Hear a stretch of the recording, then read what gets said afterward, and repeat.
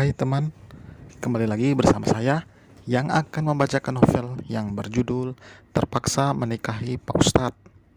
Terima kasih untuk teman-teman semua yang telah menyaksikan dan telah bantu like, komen, dan subscribe. Saya doakan agar teman-teman diberikan kesehatan, kelancaran rezeki, dan kelancaran di setiap aktivitasnya. Baiklah, langsung saja kita mulai. Bab 30. Gia melenggang mendekati meja Syafiq dan tersenyum sekilas pada Alika dengan terpaksa. Alika mendelik tidak suka pada Gia. Wanita itu tidak mengikuti cara berpakaian yang lainnya. Ia seperti ingin membuat dirinya lebih menonjol. Entah untuk menarik perhatian siapa. Yang jelas, Alika tidak akan membiarkan wanita itu terlalu dekat dengan Syafiq. Ada beberapa yang harus kamu revisi. Nggak apa-apa ya. Insya Allah buat kedepannya biar kamu lebih baik lagi, ucap Syafiq. Ia memang tidak pernah membentak atau berkata dengan nada menghakimi saat bawahannya melakukan kesalahan atau kinerjanya kurang bagus. Lelaki itu selalu mengeluarkan perkataannya lembut karena pantang baginya melukai orang lain dengan kata-kata yang keluar dari mulutnya. Baik Pak, saya akan mencoba lebih baik lagi. Terima kasih atas ilmunya. Saya permisi, balasnya. Silakan. Om kemarin lembur bareng dia ya? Selidik Alika setelah Gia keluar. Enggak, Mas lembur bareng Denny. Jelasnya. Sudah jelas, tidak mungkin Syafiq lembur berduaan dengan seorang wanita. Jikapun ada, pasti ada saat kerja tim. Alika diam, ia menatap Syafiq yang kembali serius mengerjakan tugasnya. Dalam hati Alika mulai bertanya-tanya, apa Syafiq tidak tergoda melihat wanita seksi seperti Gia tadi? Cemburu? Ya, Alika cemburu, tapi ia tidak pernah mengakuinya. Bahkan saat bertemu Kiara pun Alika merasakan hal yang sama. Ia begitu gengsi untuk mengakui apa yang dirasakannya. Perempuan itu memperbaiki posisi duduknya senyaman mungkin, membuka aplikasi berlogo kamera. Ia sudah lama tidak menghubungi Nurma dan Cynthia. Ingin tahu bagaimana kondisi mereka saat ini. Karena tidak tahu sandi sosial medianya sendiri, Alika menggunakan akun Syafiq untuk menghubungi Nurma dan Cynthia. Berhubung Alika mendapat nomor Cynthia yang tertera di bio akunnya, Alika langsung menghubungi gadis itu. Mereka bercerita banyak hal. Syafiq melihat istrinya tersenyum dan tertawa tentunya ikut bahagia.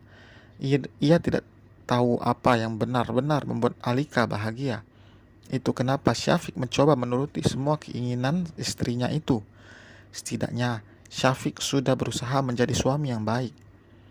Soal Alika yang masih bersikap semaunya, Syafiq yakin suatu saat perempuan itu juga akan berubah menjadi lebih baik. Pendaftaran, aku udah diurus kah? Tanya Alika setelah selesai berbicara dengan Cynthia lewat telepon. Alhamdulillah, sudah. Tinggal tunggu kabar kapan mulai pembelajarannya, sahut Syafiq. Lelaki itu setiap berbicara pada orang pasti akan menghentikan pekerjaannya dan menatap langsung orang tersebut. Karena itu salah satu bentuk menghargai orang yang sedang berbicara. Kalau teman-teman aku ngajak liburan, boleh nggak? Alika menatap Syafiq yang terlihat masih berpikir. Boleh aja, tapi nunggu pas nanti Mas libur ya, jawabnya. Kenapa nunggu Om libur segala? Aku bisa pergi sendiri kok. Perempuan itu kalau mau pergi kemanapun, apalagi sampai bermalam, harus bersama mahramnya. Karena kamu udah nikah, jadi Mas harus mendampingi. Kalau kamu pergi sendiri, Mas gak bakal pernah kasih izin. Syafiq berucap dengan tegas, membuat Alika kini terdiam. Jika sudah seperti ini, Syafiq benar-benar serius dengan ucapannya. Sebenarnya Alika bisa saja pergi bersama Syafiq. Bahkan Cynthia juga mengatakan Alika harus datang dengan Syafiq. Tapi Alika merasa tidak bebas jika lelaki itu ada di sekitarnya. Mereka akan pergi bertiga tanpa laki. Cynthia juga tidak akan mengajak laki. Cynthia itu sangat setuju dengan hubungan Alika dan Syafiq. Ia juga membantu agar laki mengerti jika Alika sekarang sudah memiliki kehidupan sendiri. Alika berpikir keras. Ia ingin pergi tanpa Syafiq, tapi belum tahu caranya. Ia malah mengingat pesan dari Bu Nining saat kemarin sore. Alika belajar dengan mertuanya itu tentang keluar rumah tanpa izin suami. Menurut Islam, hukum istri meninggalkan suami adalah haram. Istri yang keluar rumah tanpa mendapatkan izin dari suami, maka ia akan mendapat laknat dari malaikat, bahkan jika dilakukan hanya dalam 1 detik saja. Sabda Rasulullah Shallallahu Alaihi Wasallam, siapa saja perempuan yang keluar rumah tanpa izin suaminya, dia akan dilaknat oleh Allah sampai dia kembali kepada suaminya atau suaminya ridho terhadapnya. Itulah yang Bu Nining sampaikan kemarin. Beliau ingin menantunya menjadi istri soleha untuk Syafiq. Sama seperti Syafiq, Bu Nining memberikan pengertian dengan cara yang lemah lembut. Alika menjadi berpikir kembali jika akan keluar rumah, apalagi mencoba kabur. Kenapa foto yang kemarin diupload dihapus? Alika kini mengalihkan pembicaraan. Syafiq tersenyum lalu bangkit dan berjalan menuju Alika. Untuk mencegah Ain sayang, jelasnya. Alis Alika berkerut. Apa itu Ain? Sebuah pandangan dari orang-orang bertabir buruk. Dalam hati terdapat rasa iri, dengki, hasut, dan ingin mencelakai orang yang dipandangnya. Atau pandangan yang berupa kekaguman dari orang yang tidak merasa dengki, tapi tidak disertai dengan zikir kepada Allah. Ini juga dapat mencelakai orang yang dipandangnya, meskipun hanya lewat foto atau video di sosial media, jelas Syafiq. Ada satu penyakit yang tanpa kita sadari hanya lewat pandangan. Bisa saja, namun membahayakan orang lain. Apalagi tatapan orang yang memiliki hasad terhadap orang yang dipandangnya. Bisa saja pandangan itu menjadi penyakit ain.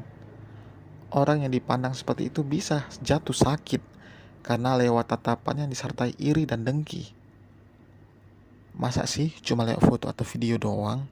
Alika terlihat tidak percaya. Al-ainu hakun, kata baginda Nabi besar Muhammad SAW, ain itu benar adanya. Sebagian besar orang yang meninggal dari umatku setelah takdir Allah kepada mereka juga disebabkan oleh penyakit ain. Hadis riwayat Al-Bazar dalam Kasyaful Astar. Wallahu a'lam bissawab. Terang Syafiq. Ngeri juga ya. Kalau gitu gue harus hapus semua foto dan video gue yang ada di sosmed. Batin Alika.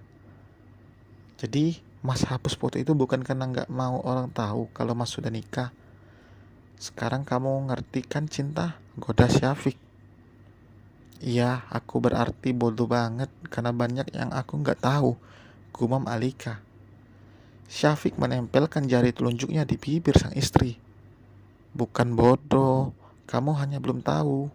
Sekarang karena udah tahu, tinggal kamu amalkan. Seharusnya Mas yang sering bimbing kamu belajar.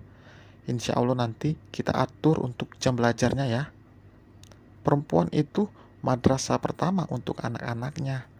Jadi harus banyak belajar agar insya Allah nanti anak-anak kita menjadi generasi terbaik.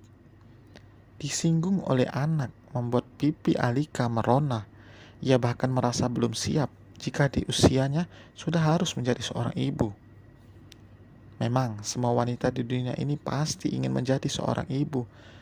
Tapi untuk saat ini Alika bahkan tidak berpikir sampai ke sana, apalagi ia masih bimbang dengan perasaannya sendiri.